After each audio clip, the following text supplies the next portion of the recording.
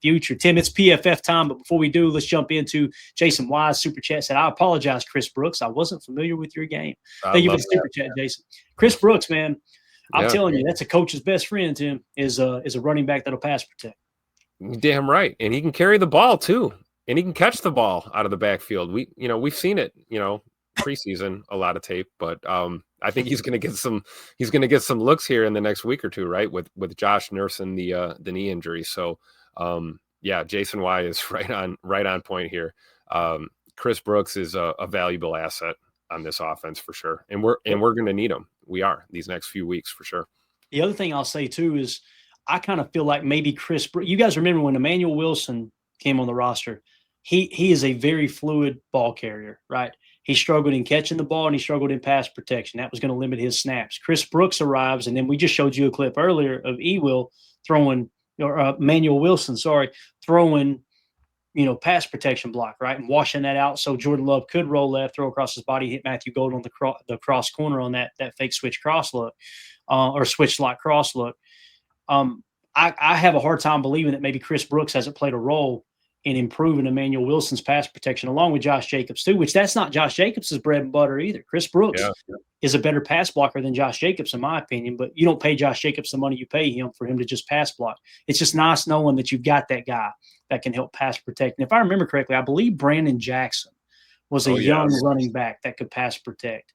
When the Packers won the Super Bowl in 2010, I'm pretty sure he was kind of that pass protection guy. We start off, it was Ryan Grant, James Starks out of Buffalo, right? Shout out Emilio. I know you're listening somewhere, being lazy, playing video game. Unbelievable.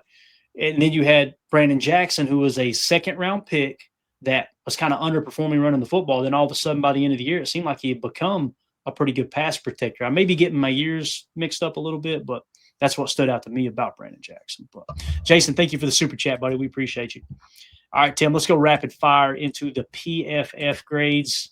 I'm excited to dive into this. This was a fun game, man. Every now and again, you need one of these games where it's like, man, everybody played pretty damn good football. So let's go to the overall rankings. The Packers are in the number 4 spot, according to PFF, with an 86.5 overall grade. Offensively, they're now up to the number 10 spot, so they've improved with a 76.9. And defensively, they are in the number 4 spot with a 79.1. They took a slight dip from this game overall in terms of defensive grade. And again, I talked about it yesterday. Matt LaFleur, he deserves the game ball amongst the coaches yesterday, not Hafley. And I'm a huge Hafley fan. But the defense sputtered a little bit, right, giving up those 20 points. And on offense, at the end of the day, you drop 27 points on a team. It really says a lot. Now, you got to credit the defense for the 2 takeaways. That's huge, right? To me, that's more important stat than just about anything other than points is those takeaways, because that's really swings that pendulum to where you're most likely going to win the game. So, again, that's just a quick outlook on how the team is playing both offensively and defensively. So, when you look at the grades from this week, team-wise, 78.8. Tim, if my math is correct, that's our 3rd highest graded game of the season. The boys came out to play, and it was hands down our highest passing graded game at a 93.7. Jay Money, the dime thrower. Good Lord. Yeah. So offensively, 82.3 in this game. Defensively, 69.9. So PFF kind of agreed with my assessment there in terms of how the team played. Let's start on offense here. And at the top of the list here, you've got Savion Williams. It's showing 2 total snaps. I don't know what the hell is going on there. I thought he played more snaps than that. That's got to be a typo, right, Tim? Because I want to say he played more snaps than that, right? If he did, it's not many more though. I don't remember seeing a lot of him out there. I know we saw him on a return. He was on a return at least once, and then of course the monster reception to keep the drive alive to get the dub. There you go. But I was going to ask y'all to do that. Might be accurate, yeah. Yeah, so Turtle says, no, he did only play. He played 2 snaps, literally. Now, he got off the bus with the walking boot, right? We talked about that. Yes, there you go. Not So Cool mentions it here. Savion had the boot on before the game. I remember saying, there's no way he's playing, right? I mean, that's the first time I've ever seen a player get off the bus with a boot and play. And I was the one in the pregame saying, hold him out. Don't play him. And then on a bum foot, right, only 1 foot, he goes up and makes that contested catch. Now, it wasn't like he skied through the air, but, man, what a great job. Late hands, back shoulder, making the adjustment there. And again, a great job by Jordan keeping the play alive. But that's wild. 2 snaps and to have an impactful play like that is just absolutely wild. And again, Talk about the grit on a football player, on your rookie yes. wide receiver right here, playing through injury. Call it what you want, man. Something's wrong with the foot. He don't give a damn. He's going to go out there. 2 snaps. I'm going to make them 2 impactful snaps and help my team win a game. You got to love guys like that, man. You talk about building a team, not collecting talent. That's the culture you want in your receiver room right there. Yeah, absolutely. And y'all don't feed the troll in there. We know what AFAM's doing. He's still pissed off that his Chiefs are going to miss the playoffs this year. God love him. That's got to be rough. So just let him vent. Playoffs. Let him vent, okay? Let him get it out. Let him pretend like Jordan Love is a bum and Matt LaFleur's back coach. I love it, dude. We're gonna give him some. Savion 94.5, Jordan Love 93.1. Tim, I think that's his best graded game. Is that his highest graded game of his career? I'm not 100% sure. I don't know about career, but this year for sure. Yeah, for sure. I don't know. I don't remember. We have to run the numbers on that. Right. We need to go back and check. Where did he grade out in that boat race of the Cowboys a couple of years ago? That's probably the one you'd want to check, right? Yeah.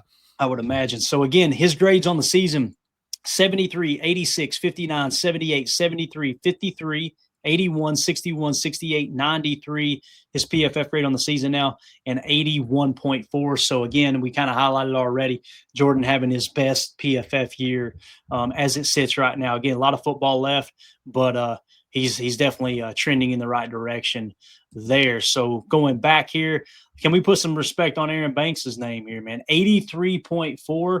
It's funny, too, somebody I shouldn't mention this. I won't mention the names. I'll give a shout out to Steve, all right, that enlightened me on this. But there's a sports talk guy of the 4-letter network that covers the Packers. His MO seems to be after every game, I've got to find one player to try to make them sound like they're ass cheeks, right? That's I've got to do that every game. The one he just randomly picked this week was Aaron Banks, and my boy Steve tweeted at me and was like, yeah. Evidently, he didn't watch the game or didn't focus enough on Aaron Banks because Aaron Banks might have had his best game. And that's what a lot of people were saying. PFF agreed, 83.4 on 55 snaps. Aaron Banks had himself a ball game. Let's see more of that. What's his grade up to? I can't imagine it's too high because that's the best game of the season so far. So he's graded out above 80 twice, 86.1 and 83.4, but he's got 3 games where he graded out in the 40s, right? And then the others, 65, 69, and a 55. So he's at a 59.7 right now. You get 2 or 3 more of those 80-plus grades and stabilize a 60 grade for the most part. I could see him finishing close to being in the 70s. And, again, there's been other people talk about this. I'm not the only one that's mentioned it, but he came into this season banged up. He didn't get to have a good, healthy training camp, and he's been kind of chasing his tail the entire time trying to get healthy. So maybe, as you see here, 2 of the last 3 games grading out in the 80s, maybe Aaron Banks is finally cutting the corner and feeling fully healthy. And I think we're feeling a little better about him on this O-line, right? Mm-hmm. I mean, you see against Carolina, 9 snaps. So you can throw that 86 out of the window. It's 9 snaps.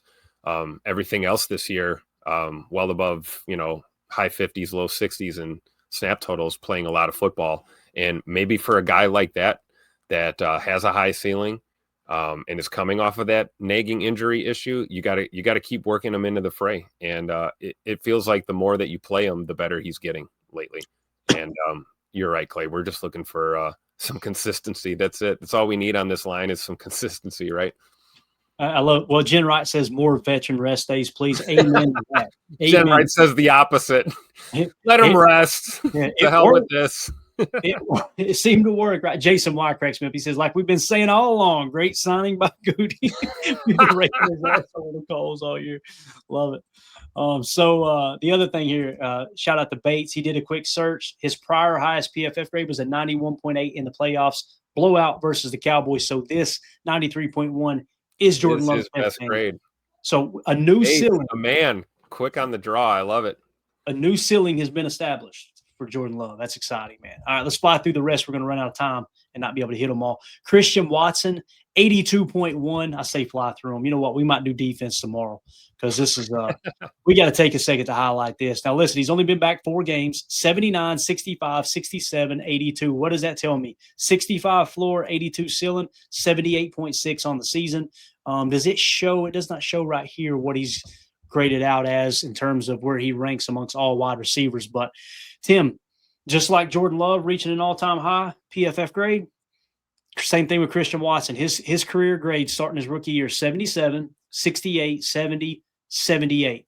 So 78 is his new in-season high. We'll see if it stabilizes or if it maybe takes a dip back. But again, man, coming off an ACL, this dude's a monster, man.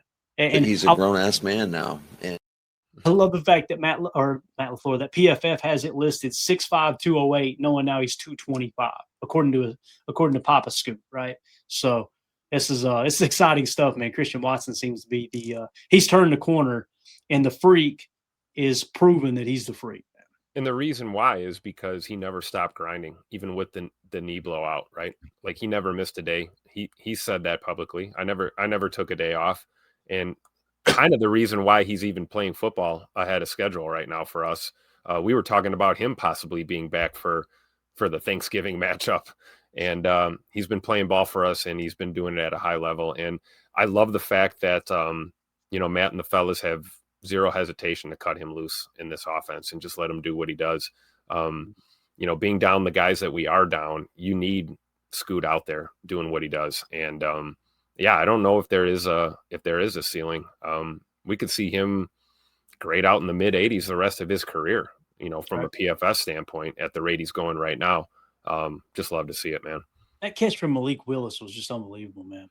I mean, just stuck to his hands. I'm like, how the hell did he catch that? That is the definition of contested catch right there. I mean, you talk about a contested catch, my Lord.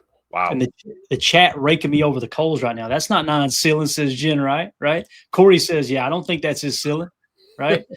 So if somebody can find me, again, I was just saying like, hey, the ceiling this year, 82.1 so far, and you got a floor. I'm more excited about the floor being 65. You know what I mean? Rather than having a 40 or a 50 or what have you, right? Somebody look it up. What has been his highest PFF grade? Bates, if you've got a chance. Bates is already doing it right now. What is Christian Watson's highest PFF grade so far in terms of just single game? I'd love to know that. We'll kind of keep our eye out for that comment to come through. Moving along here. Too old for this. Watson's ceiling resembles the ceiling at Lambeau Field. They ain't one mission. Love it. So moving along, Malik Willis, by the way, 77.5. This dude, man, his passer rating for his career now since coming to Green Bay has got to be through the roof. But look at this. Look, what happened, Tim? Tennessee, 51.9. Tennessee, 45.9. Matt LaFleur says, come in here, kid. Let me work with you for a minute. 70.3 last year on 217 snaps. 77.5 this year. Only 7 snaps, but again, just picking up where he left off, actually a little better. So that's just, I don't know, man. I'd never want Jordan Love to leave the game ever again. Oh. However, when he does, I go, we're good. We're in good shape. Let's run the rock, baby. Let's run the rock. A little play action, a little RPR action, all that good stuff. So, and Bates points out Christian Watson. I'm seeing a 92.1. Look at that.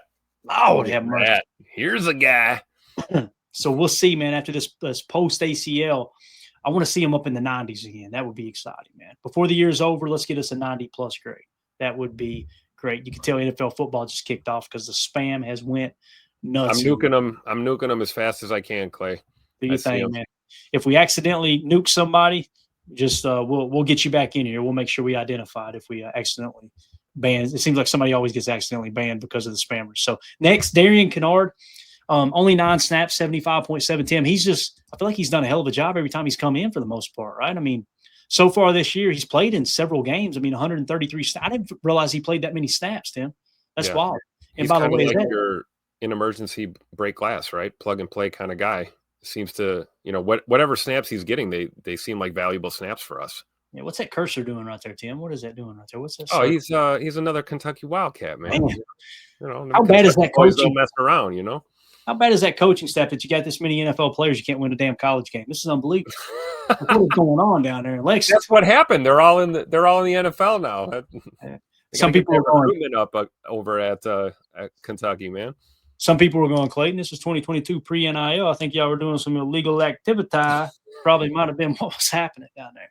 So anyway, his PFF grade on the season, Tim, 80.2. Am I wrong to want to see him in the lineup more, man? Am I wrong there, dude? No, and it comes careful from what you wish Philly. for, though.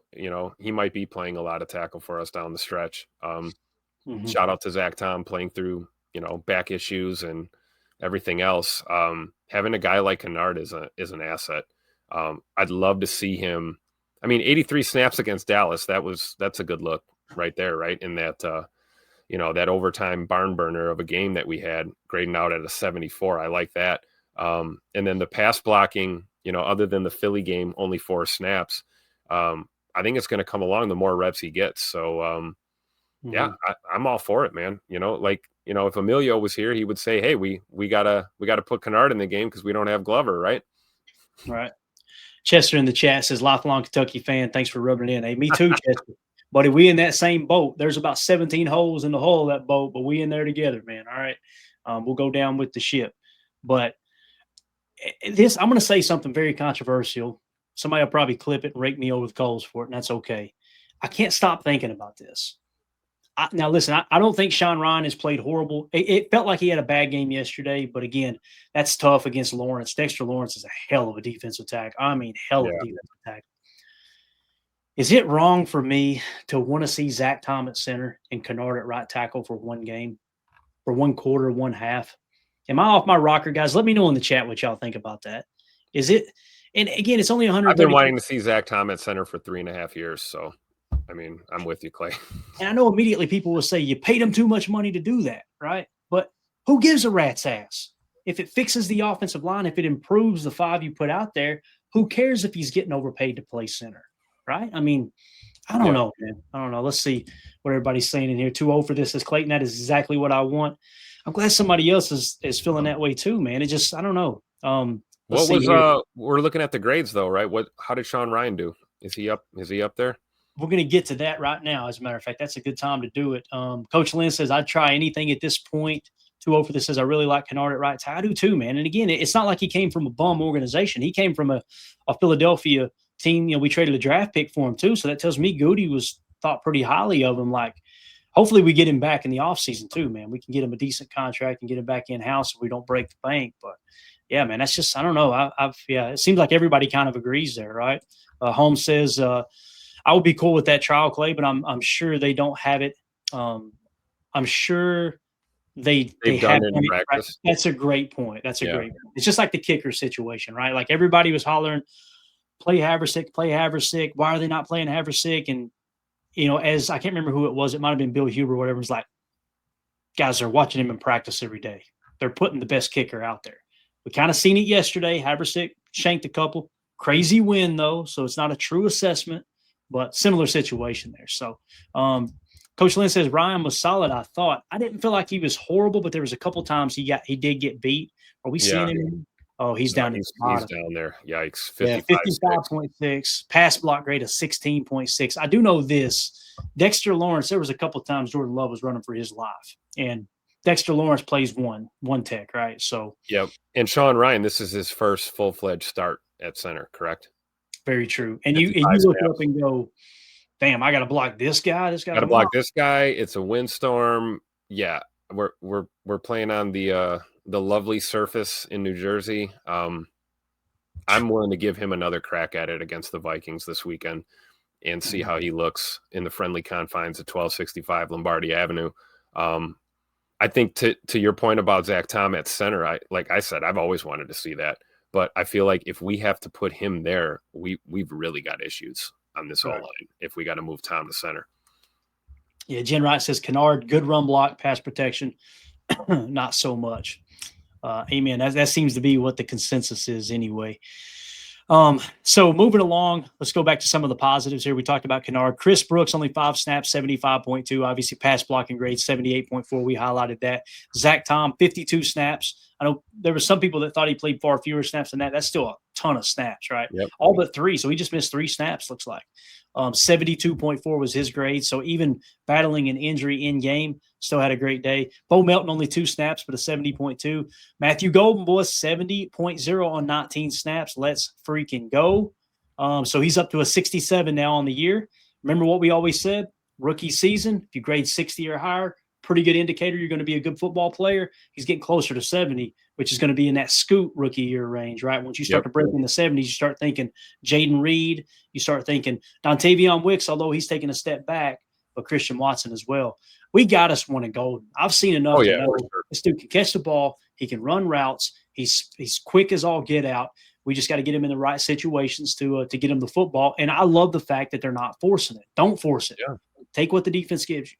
So, Matthew, it's all over the tape, man. We just, as fans, we have to just be patient with MG. It's coming. It's definitely coming. Yeah, and this is the general consensus here. Chris Cashman, not enough snaps for Golden. Amen. It's not so much about force the targets. You want to get them on the field more. You want the reps. Yeah, you want them out there.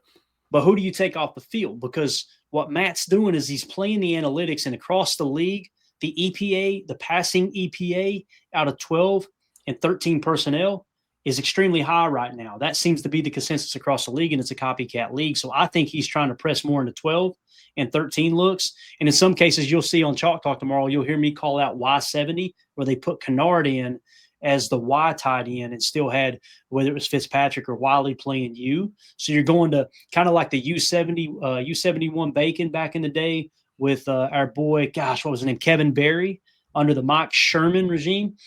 So similar approach with how they're using Kennard. Really, really like that they're finding a way to get him in the lineup.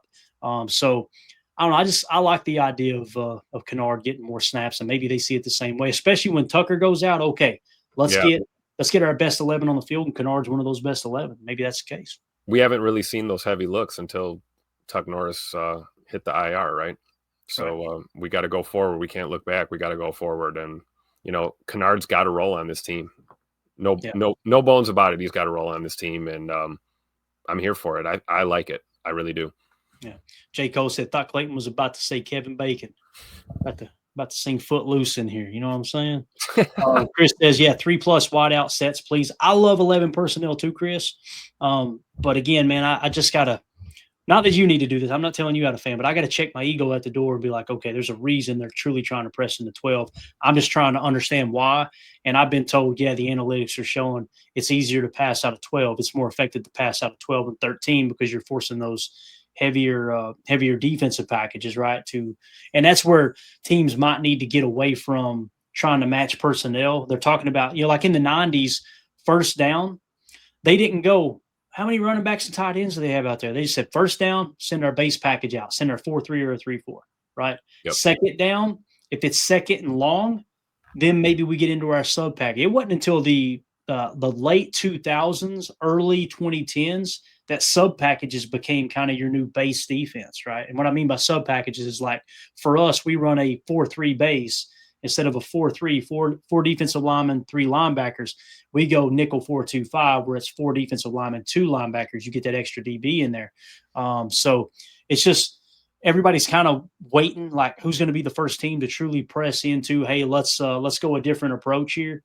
And kind of go back to how they did things in the 90s and just play it by down and distance as opposed to matching personnel. So, but I know what you mean, Chris. I like 3 wide out sets too, man. I just don't – there's a reason they're doing it, So I'm trying to let that play out. Emmanuel Wilson, though, 39 snaps, 67.6. We talked about him.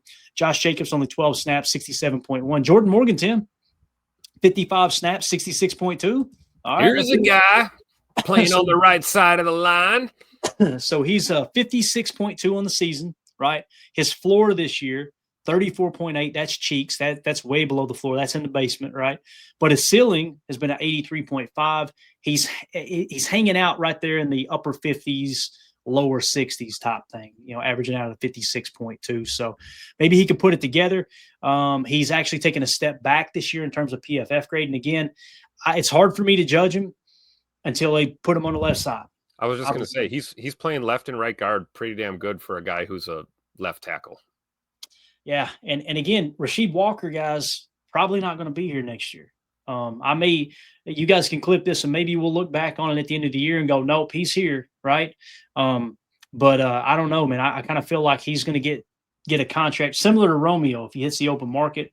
They're probably going to price him out of the Packers range, and we'll end up getting a comp pick or 2 for that collection of players, depending on what we do in free agency too. So I don't know, man. I would like to see Jordan Morgan kick out the left tackle next year. If that happens, let's say Rasheed Walker walks in free agency, right? We're getting ready to wrap up. I know we got football kicking off. Actually, they already started, so we got the Cowboys and the Raiders tonight.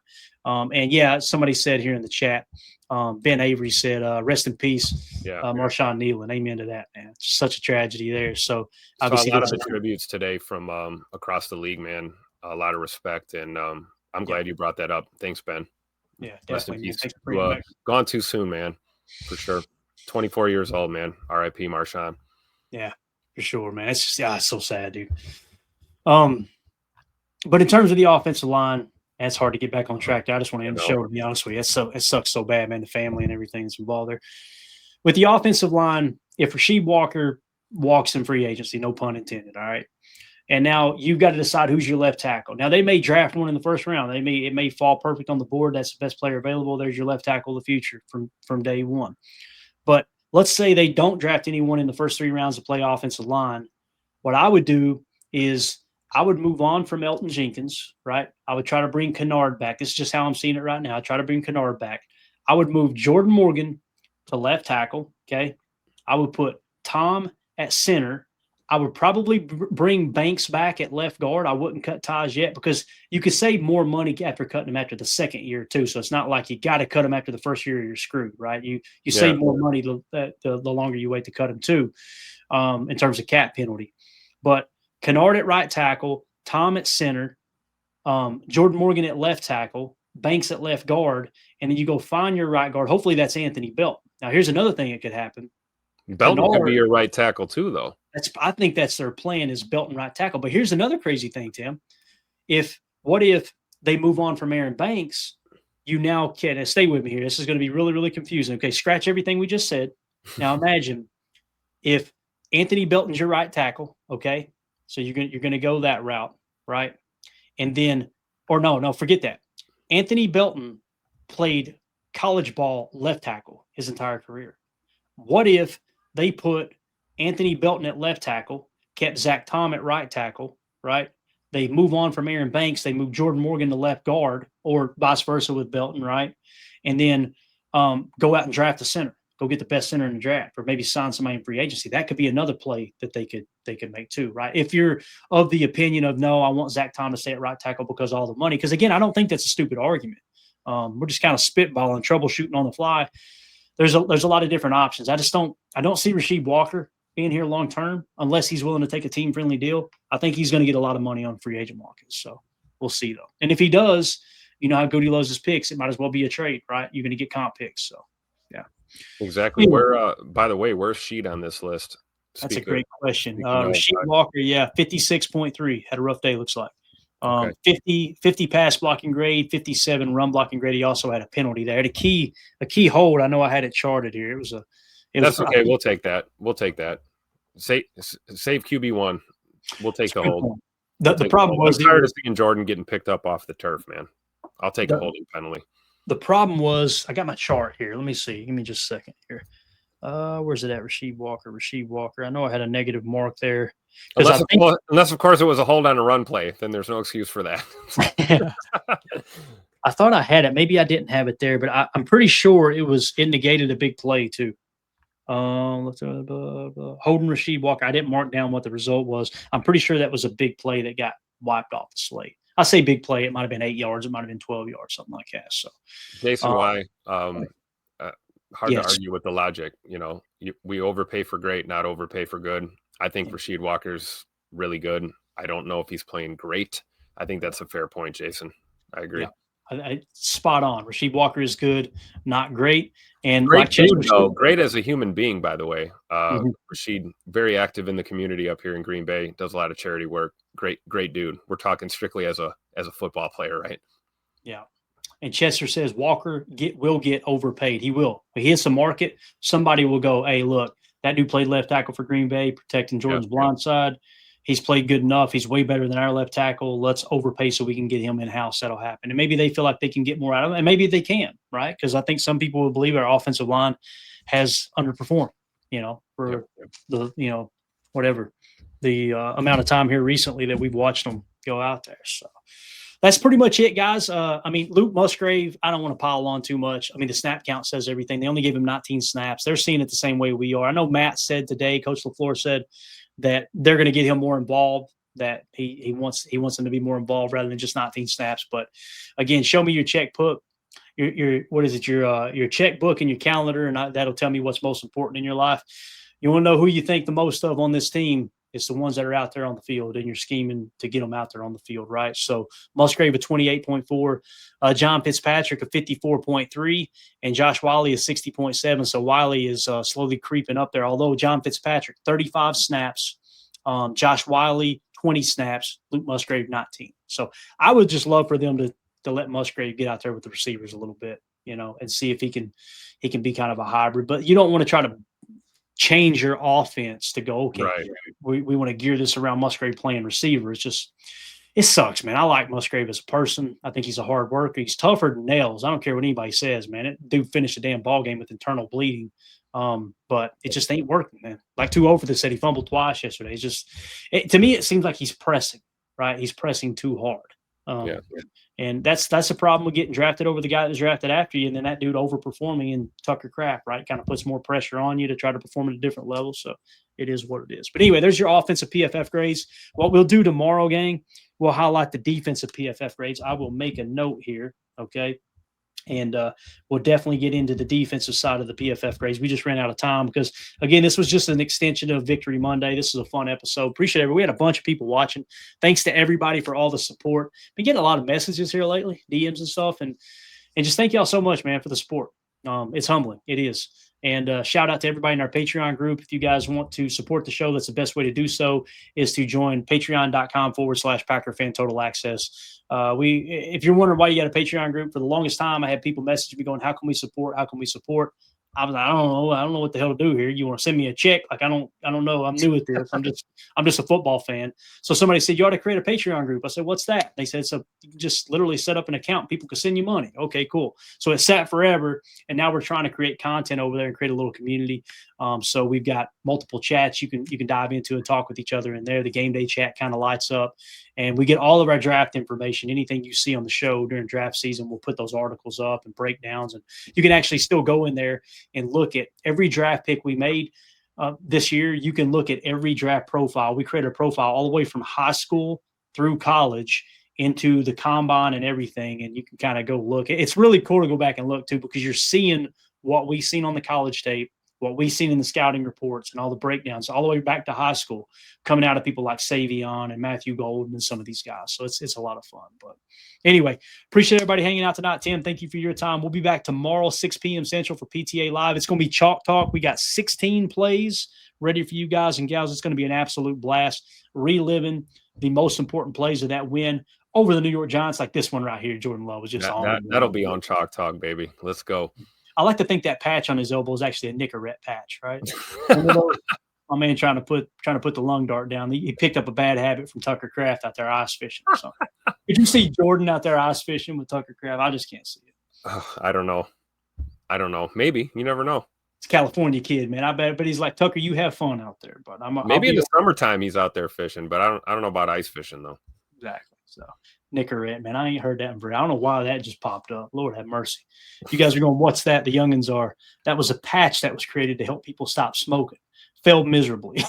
So, anyway, that's it. We'll see y'all tomorrow. Thank y'all so much for the support. Hit like, subscribe, click that bell icon so you're notified when we go live in the future. We'll see y'all tomorrow. Everybody have a wonderful evening. Bye. Here we go. Bye, guys.